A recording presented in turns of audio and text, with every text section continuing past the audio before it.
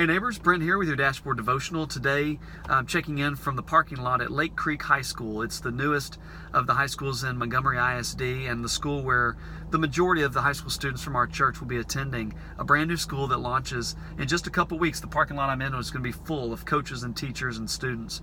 And so I'm just aware of the church's responsibility to care well for its teenagers. As a parent of a teenager myself, I know how hard it is to raise young people and to keep them in a good place where they can grow and learn in healthy environments, to surround them with adults who can remind them that they are good just as they are, that they're enough, that whether they make the team, the A team, whether they make the band or not, that they're still very much treasured and valued in the eyes of God.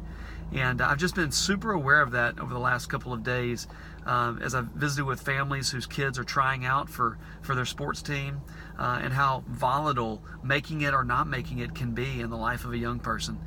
And so actually today I'm about to meet with a coach to talk about how we can be in relationship with the students here at this school. And anyway, was just drawn to a scripture in Matthew chapter 18 and then in chapter 19. There's two comments here from Jesus about the importance of young people, of students. In chapter 18, he says, "I tell you the truth, unless you change and become like little children, you cannot enter the kingdom of heaven." He says, "Therefore, whoever humbles himself like this child is the greatest in the kingdom of heaven. And whoever welcomes a little child like this in my name welcomes me.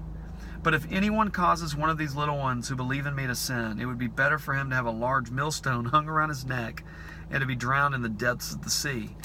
Just the next chapter, in chapter 19, he says, "Let the little children come to me and do not hinder them, for the kingdom of heaven belongs to such as these." It seems like Jesus was a bit preoccupied with young people, with children and teenagers, that he recognized, children in these contexts, but his disciples, many of them, were teenagers. His mother was a teenage mother. It seems as if there's this place of care that Jesus is calling attention to as it relates to how we care for our young people. The Church of Wood Forest is committed to being the kind of place where a young person can walk in the doors and have not only their mom and dad there to care for them and to comfort them and to lead them in the way of righteousness and to the way of Jesus, but that every young person walking into our church would find also other adults, other men and women who are committed to them, who care for them, who are ready to ask how their week went and are there to be with them in the highs and the lows of the life. That years from now they'll look back and they'll see the church at Wood Forest and the parents, the adults that were in their midst, to be the kind of people who encouraged them in the way of Jesus, who supported them, who just circled them with a circle of care and of love. And that's the kind of church I want to be. And so today, I don't know if teenagers are a part of your experience, if you have teenagers in your home, if you work in a place where teenagers exist, if you're in a mall or a store. I want to encourage you, when you see a teenager today, or throughout the rest of this week, smile at them. When you're around a teenager, don't be scared of them. Introduce yourself, say hi, offer a high five. Teenagers actually are counting on adults to show them how to live. Teenagers actually are not wanting to stay away from adults. They're looking for adults who would love them enough to interact with them, who would love them enough not to be scared of them, who would love them enough to express to them that they are loved and valued and worth spending time with. And I want us to be the kind of place that lives that way with our teenagers. So anyway, I hope that you'll take that challenge today and the rest of this week. Find teenagers that you can interact with in positive and encouraging ways.